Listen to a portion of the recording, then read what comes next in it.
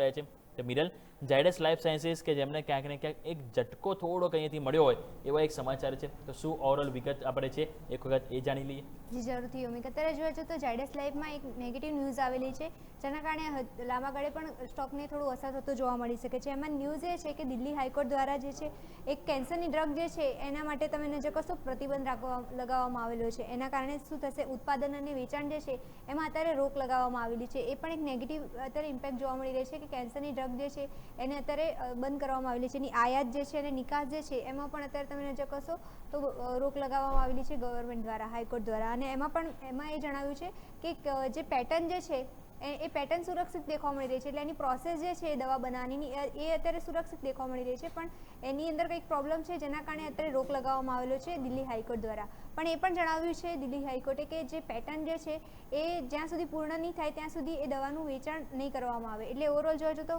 આ થોડી negative news છે. એના કારણે તમે નજર કરશો તો ઝાયડસમાં અત્યારે એક મોટું અસર જોવા મળી શકે છે.